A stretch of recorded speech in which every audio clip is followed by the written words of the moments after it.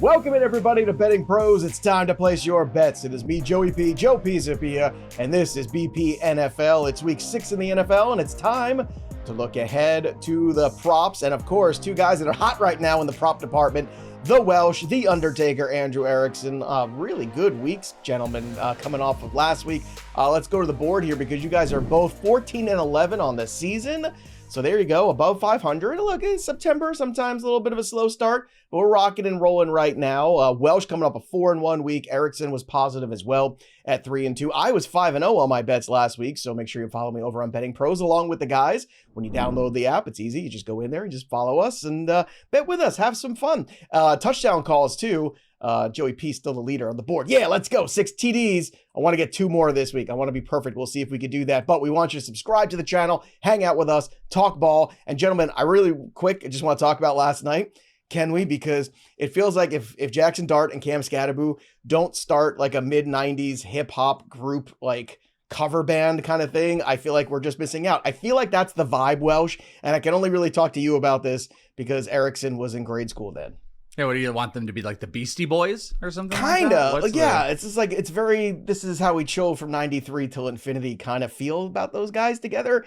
It's a vibe, man. And Cam Scadaboo's a vibe, and they just beat the Eagles. That's the first win in 11 tries, by the way, against in-division opponents for the Giants in the last 12 games. That's crazy, right? That is actually a wild stat. I mean, and shout out, like Cam Scadaboo has already taken this thing over. Like, you know, shout out to you and Bogman especially. He's the #1 Cam Scadaboo guy, and people gave so much crap about it. And what are we, week 6, and he just scored 3 touchdowns against the Eagles. Like, we're in a pretty good spot for Cam. And in the betting market, it's going to be hard not to want to play Jackson Dart, rushing yards, props every single week, or even in the touchdown mark. I cannot believe like that first breakaway touchdown. Like, how do you let him be that open? But hey, they're a fun team, man. Well, and that's weird because Boggs and I, was one of the things last night on the show that we disagreed on.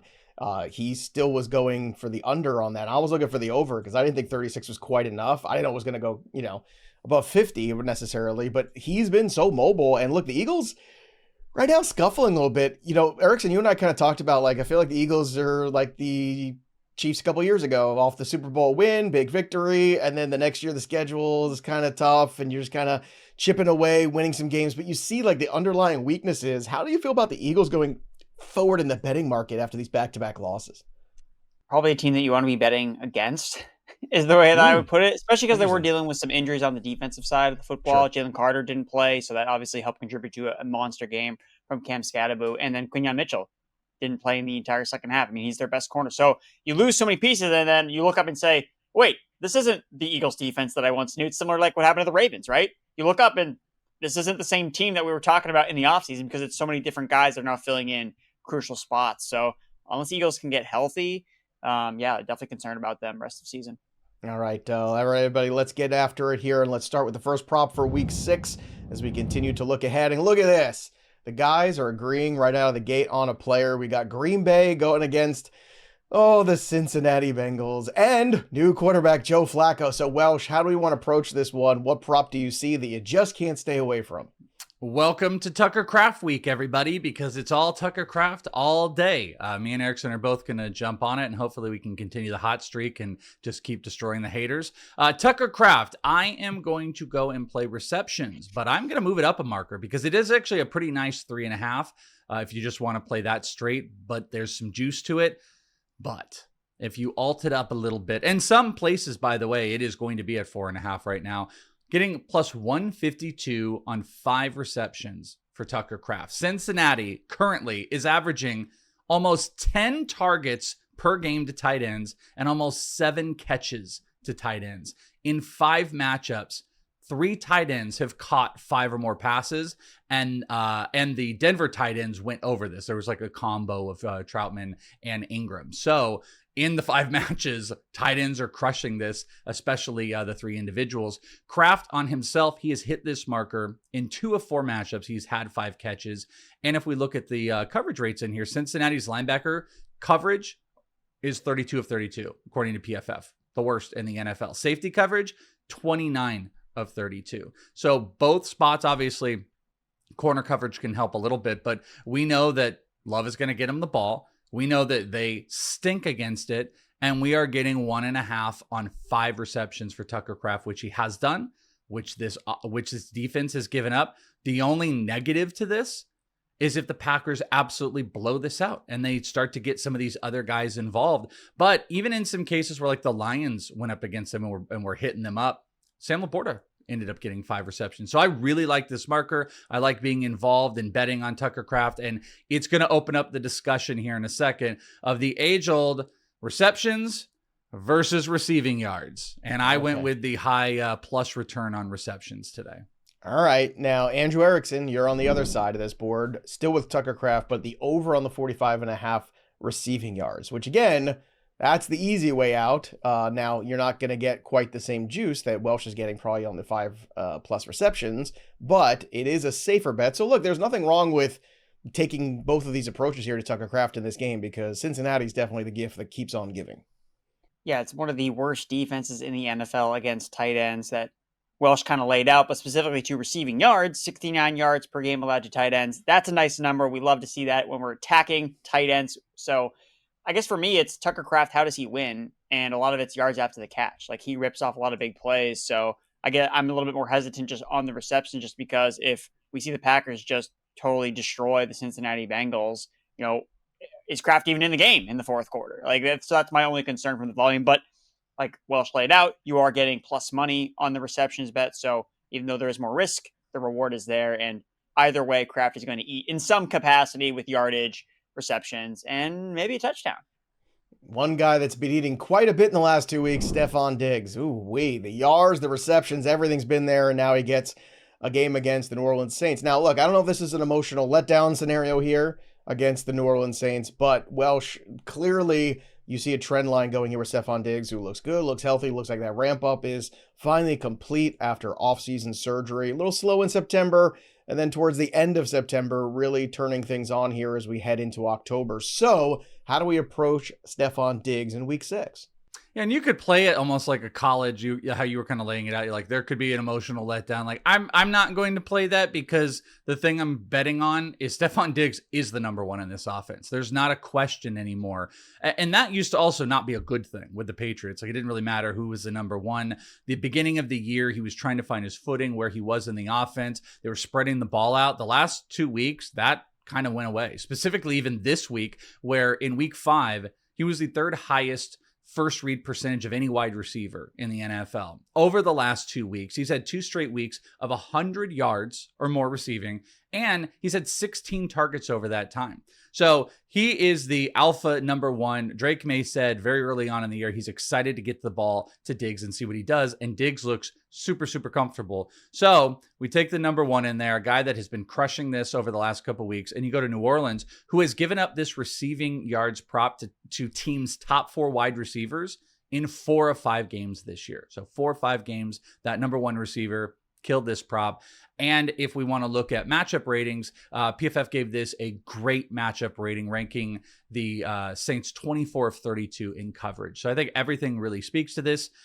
Stefon Diggs is making big plays after the catch. He does a little bit of both. He can have a lower ADOT and get the receptions after. He can make the big plays. I think they're going to be able to kind of move a little bit at will, and Diggs is the first read option. So 60.5 receiving yards for Stefon Diggs. It's a good spot. I wish it was lower. That would be super, super cool. But Diggs is, like I said, killed this in the 2. I'm not going to be surprised if he has this at half. So Stefon Diggs receiving yard prop is my second. Yeah, I think it's a pretty low number still. Even if it's a slightly underwhelming day, I think we can hit this one. All right, Andrew, let's go back to that game between the Cincinnati Bengals and the Green Bay Packers for a moment. One guy that had high expectations going into the year was running back Chase Brown, and unfortunately, we haven't reached anything close to those expectations. But new quarterback under center, I don't know how that changes the dynamic of the offense, but when you have somebody who's coming in here and just kind of learning the playbook and figuring out the personnel, it seems like you're going to have to lean a little bit maybe on the running backs. How do you see Chase Brown potentially working with Joe Flacco in this one? I think he's going to catch a lot of targets and a lot of receptions from Joe Flacco. I don't have a lot of confidence trying to handicap this game about what Flacco's going to do to this offense, how many points are the Packers going to win by. My most confident approach to this game is that Chase Brown is going to catch over 3.5 receptions. Green Bay ranks second among defenses in terms of running back receptions allowed per game at 6.5. And when you look at what Flacco did with the Cleveland Browns, again, trying to copy and paste to figure out what he could do with the Bengals. Well, both are really bad offensive lines. And Flacco behind the Browns' bad offensive line was targeting running backs at a 23% target share. That was the seventh highest mark in the NFL. All three running backs on the Browns were seeing at least 3 targets per game between Ford, Sampson, and Quinshon Judkins. So now if you're kind of condensing that into one guy, well, okay, now we're cooking with gas here with Chase Brown getting involved a lot from receptions. If they have negative game script, just more fuel to the fire for Chase Brown being peppered with targets. So Chase Brown also has at least 3 catches in all of his non-Joe Burrow starts because, hey, if you're not Joe Burrow, you're basically going to be checking down to running backs at a really high rate behind this terrible Bengals offensive line. So that's my most confident bet when it comes to, well, besides Tucker Kraft, on the Cincinnati offense.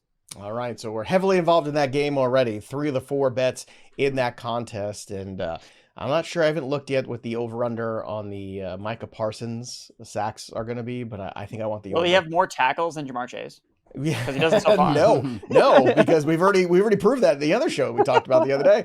All right, speaking of stats and speaking of having some fun when you're placing your wagers, make sure you hit up our sponsor, Hard Rock Bet Sportsbook. Roll this season with Hard Rock Bet all year long. Sign up today with Hard Rock Bet, and you place your first bet of $5. If it wins, you'll score 150 in bonus bets on top of your winnings. That's just one more reason to check out the Hard Rock Bet app and see why it gets so many stars. Everybody loves it so much. We love it here on the program as well. And it's our last show before Sunday. So if you're looking for more insights before then, check out the Stats Hub over at Hard Rock Bet as well. Devon Achane has scored a touchdown in 7 straight home games. Both Christian McCaffrey and Kareem Hunt have hit pay dirt in 7 consecutive October games. So these guys are red hot in October. And look, this is what you're looking for right now. You're looking for an edge. And Hard Rock Bet's basically saying, hey, here's some streaks you can bet. So once again, you get profit boosts as well. You get parlays all the way through Monday, back-to-back college profit boosts today and Saturday, plus a profit boost for the Sunday games and another on Monday night. There's no excuse. What are you waiting for? Download the app today. And no matter when you listen to this, Hard Rock Bet's going to give you some kind of incentive. Plus $5 wins you 150 when that first bet hits. So download the Hard Rock Bet Sportsbook app right now. Let's get to the next one on our list here. Tua Tagovailoa is next here, going against a Charger team that's going in the wrong direction. Talk about injuries, Welsh. This team has been ravaged by them the last couple of weeks. I already told Terrell, we argued about this yesterday, that I got a bad feeling about this game. I'm just staying away from it. Maybe I'm wrong. We'll see. But how do you want to approach Tua in this game against, again, it's not just the offense here, but it's also the defense missing guys like Khalil Mack. I am, regardless of everything, you have a bad feeling about it. I got a bad feeling about Tua getting behind the center and taking a couple steps and trying to throw the ball, because we are going to go passing yards under 223.5, which I think is what you're talking about with some of the defensive concerns is why that number is high, because it really shouldn't be. Projections, PFF projections around 207 on the passing yards. Most are under the 220 marker. Tua has hit this under in 2 of 3 games so far this season. I think I'm missing one in there. Chargers averaging just 188 passing yards per game to quarterbacks, obviously with some of the injuries, but also ranking inside the top 5 in least passing yards given up so far. Looking at the defensive grades, this puts Tua's matchup as a poor, and they're going up against, now obviously this alters a little bit with where the injuries are going to go, but you're looking at defense that has top 10 coverage in wide receiver, running back, and tight end. So the problem where this bet can go a little bit awry is really like a Devon Achane, where Devon Achane can rip off a 70-yarder. But you had Malik Washington have no coverage whatsoever, 4 catches for 0 yards. I think 3 of them were negative. You've only got Jalen Waddle. I guess we can talk about Warren if you want. He does his magical disappearing act in the second half. They just don't have the big passing options. And I think to what you were saying, there's a lot of injuries, and it's actually going to kind of lead to my ugly, disgusting sicko bet of the week at the end, is that this Chargers team, is going to try to slow this pace back down. They've been one of the highest pace passing teams in the NFL. I think you're going to have to get some of it on the ground. So maybe this one smells and reeks a little bit, but that's just the smell of Tua trying to get the ball downfield. And I'm going to go with his under passing yards to 23.5.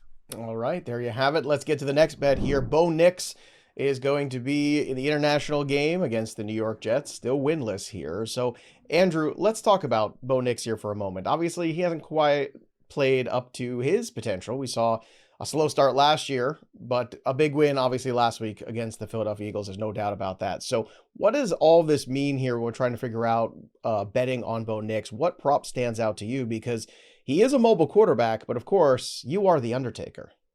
Yes, I am the Undertaker. And when it comes to Bo Nix, he has very stark splits when it comes to whether he's a favorite or whether he's an underdog. And you see that how he performs. When he plays bad teams, he plays really well. And when he plays really good teams, he tends to struggle. The Broncos are one of these teams that feasts on the week. And they're facing the New York Jets this week. So I'm expecting the Broncos to kind of steamroll here. It was one of my best bets with Furman as well on the Best Bet show. The Broncos laying the points in London. And that's also why I'm going under on his rushing yards, because when he is a favorite, we bet the under. Last week, we bet the over, and it came through because they were underdogs against the Philadelphia Eagles.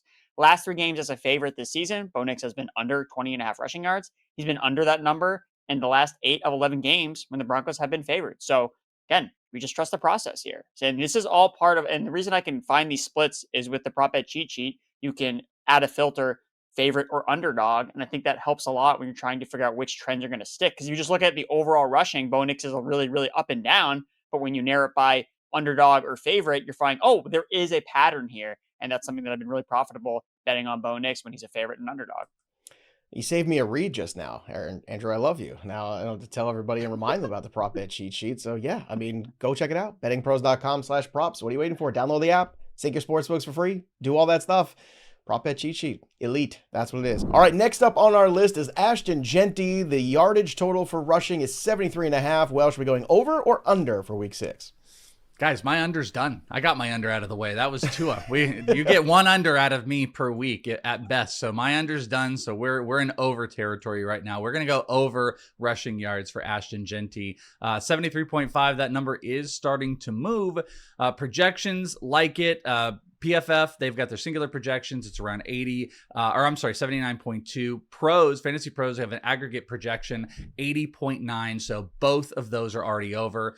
Third most yards Ashton Jeanty has had between weeks 4 and 5. So the last 2 weeks, he kind of changed his stance. They changed kind of the approach. He's averaging over 100 yards on the ground. He has an almost 50% rate of runs going for 5 yards or more during that period of time. So as dumb as it's kind of seemed, just his comfortability and obviously matchup based has really gotten him into a good spot. The Titans, where on some rating grades have this as not the best matchup, they're giving up over 122 yards to running backs per game on the ground. And in each game, a running back has beat this rushing prop, or the split backfield where there's 2 backs have at least had 40 yards each or more. So singular backs are beating this, or if you've got kind of a split, both backs are eating. So this is a pretty good spot. They're leaning on him a bunch. Obviously, they're kind of riddled with injuries. Get the ball out of Geno's hands and put it into Ashton Jeanty's. Let him rush.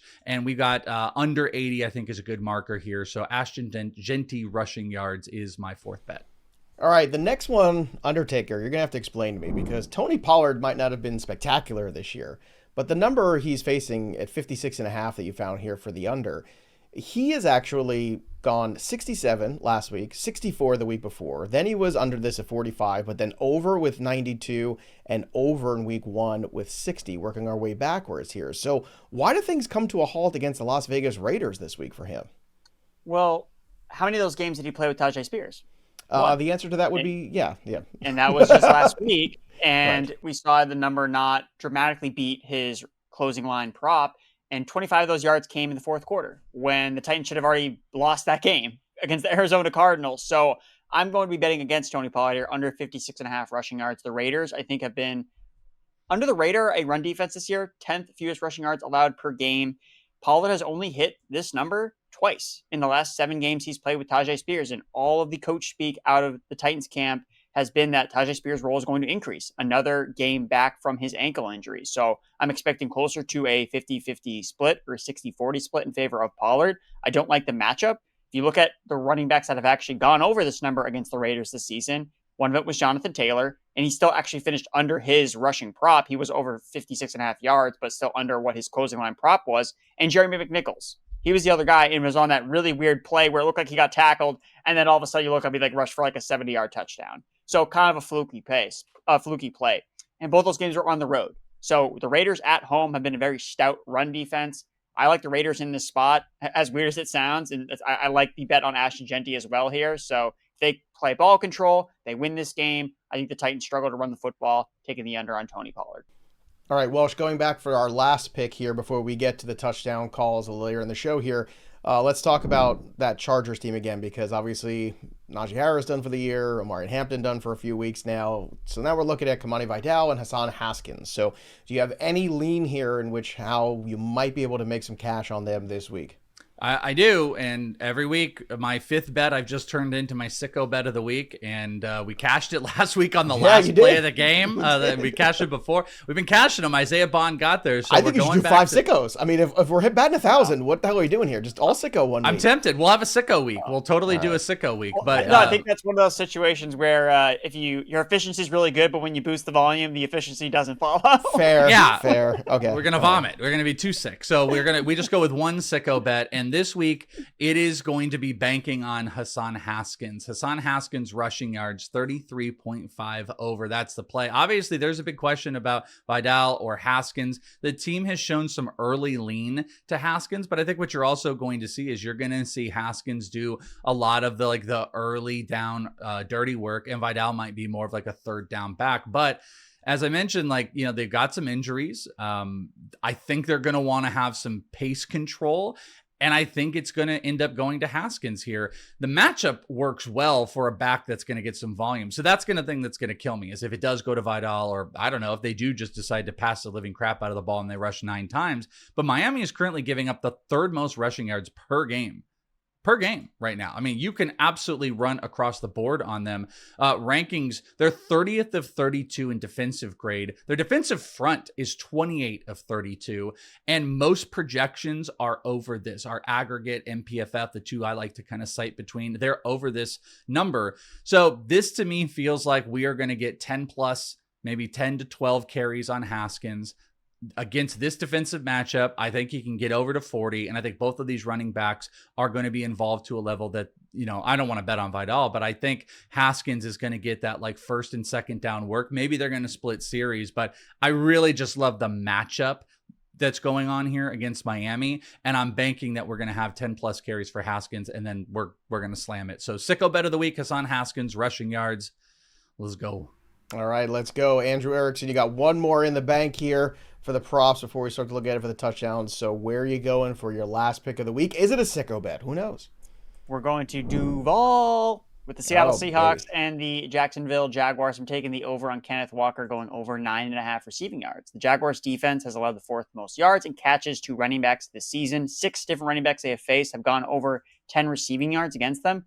And Walker, if you look at the prop bet cheat sheet, you'll see that he's gone for 13 plus receiving yards in 3 of his last 4 games. However, he did actually hit the over last week. He had a 12-yard catch, but it was called back because of an offensive penalty. But the usage suggests, hey, no, this is still part of their game plan. If there was no penalty, he would have gone over in 4 straight games. So regression to the mean here. He's going to go over in a really good matchup. So I like Ken Walker with the receiving yards.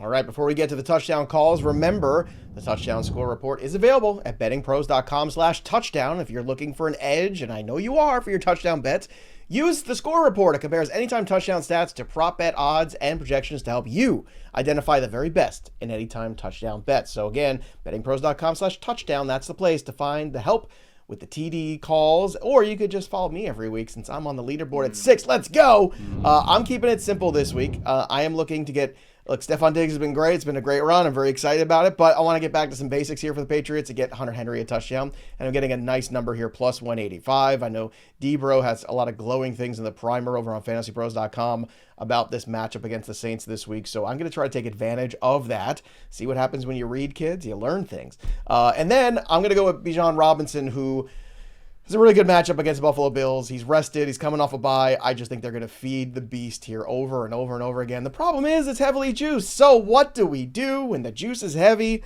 on a guy that's a lock to score a touchdown? Well, we chop the game in half and we take our chances with the plus money. Plus 145 for Bijan Robinson this week to score a touchdown in the first half. Again, if he scores it in the second half, not the first, I don't get this, but I'm willing to make that risk. All right, Welsh, let's get to you and your touchdown calls. I can only assume For the two of you, everybody's just betting Tucker Kraft. Is that where we are already? We come full circle in the show? Hey, I was first on the sheet, and I immediately put Tucker Kraft, and then I said, let's figure everything else out. So I do have I got plus 185 on Tucker Kraft, as mentioned before. This is a phenomenal matchup. We love the targets. I mean, get us 5 catches, 50 yards, and a score, and we can just go 3-0 on our Tucker Kraft bets. So I'm going to try to get back in it. You guys have definitely been the touchdown callers. I am lagging here, so I'm not going to make any room on Erickson because he's going to join me on that one. But I'm also going to go with Jackson Smith and Jigba, who I believe has a second or third highest on the projected totals, just kind of across the board on how he's going to eat. The Jags, they haven't actually given up receiving touchdowns to wide receivers over the last 2 weeks, but that was against the Niners and the Chiefs. Bengals, Texans have kind of ate them up. Jackson Smith and Jigba is going to get a million targets. Matchup rating is really, really good for him. So I like that at plus 130. So JSN and Tucker Kraft for me. All right. Touchdown calls, Erickson. Who do you have for week 6? So like Welsh mentioned, I'm also on the Tucker Kraft bandwagon here because that's how we're going to catch you, Joe. We're just going to bet on Tucker Kraft to catch touchdowns. So we're going to close the gap in the touchdown score. I got news for you, boys. If he doesn't score a touchdown and I get 2, boy, you can see me starting to pull away. It's like it hurts through that pick 6 last night. And that guy in Flott just kept running and running. He just running and running. Get too cocky. It wasn't a pick 6. Cocky, it wasn't Joe. a pick 6. They did catch him. Let me rephrase that. But I do have actually a quick story with that. So we were watching the game. And it was right after the broadcasters announced, like, oh yeah, like the Eagles have like an 88 or the Giants have an 88% chance of winning this game. And then I'm starting to see the Eagles drive down the field. I'm like, 88%, like what's going on? Immediately throws the pick 6 or the interception. I'm like, oh, that's why they have an 88% chance of winning this game. Yeah, so, a little bit behind sometimes on there. But look, it's amazing how I'm gonna get back to the touchdown calls but just one sec. It's amazing how the vibes in that stadium are so different. And look, New York is one of those places, man, when you capture the crowd and they are into the game, it's tough, man. Tough day for Philadelphia, too. Boy, Eagles lose, the Phillies eliminated for the playoffs, Welsh. It is a tough day. You're going to go get your hoagies and your Coke and your feelings over there in Philadelphia. It's not, a lot of screaming about Jalen Hurts and Orion Kirkring going on in Philly right now. It's a lot of, everyone's really upset about Batteries are going to be sold out everywhere across Philly, so they can just everyone go home, cry in your Cokes. All right, Erickson, let's talk about touchdown calls. Go ahead, finish. Yes. So Kraft has scored a touchdown in both the Packers home games this year, so he's been working on his Lambeau leap and he's ready to go. Bengals have allowed 4 touchdowns to tight ends in their last 3 games, so that's just fueling more for the Tucker Kraft love. And then I'm doing a longer shot here, plus 425. So I am not taking any easy minus money. I'm going big. Malik Washington, wide receiver for the Miami Dolphins. Tyreek Hill is no longer part of this offense, and Malik Washington didn't see necessarily the expanded role we thought that he would see. However, he did run more routes. He saw more targets than Nick Westbrook-Akine, so he was still kind of operating as that wide receiver too. And he also had 2 red zone targets last week. So again, he generated a lot of negative yards because he didn't rip off any yards after the catch. But the Chargers defense is one of the worst defenses in the NFL in missed tackle rate. And you know who scored against them last week? A guy who profiles very similar to Malik Washington, Deebo Samuel. So I think that in a game that could get kind of wacky, like you kind of indicated, Joe, between the Chargers and Dolphins, I think Malik Washington could be a sneaky guy to score. And if you look at the BettingPros Anytime Touchdown Report, 6th highest EV bet per the report, Malik Washington. Interesting stuff there. Very good. Like I said, I'm just got a weird feeling about that game. By the way, I wanted to bet this touchdown, but it's not on there. So this is just my bonus for everybody. As soon as the Emeka Egbuka one shows up, just bet it, please. It's not on there right now because Godwin's now out. They're still waiting about who's going to play quarterback for the 49ers because it happens every week. It should just be Mac Jones. Just play Mac Jones, right, Welsh? I mean, the greatest quarterback in the history of our lifetimes. Mac Jones and Kendrick Bourne are going to be on my betting card. I think I saw that our friend Kelly posted that Bucky, Evans, and Godwin have actually all been ruled out. So Chuba Hubbard just went out too for the week. So all those Rico Dowdle, that is the one right now. I could not put on this card because they would not release it. But that's my freebie. Rico Dowdle something.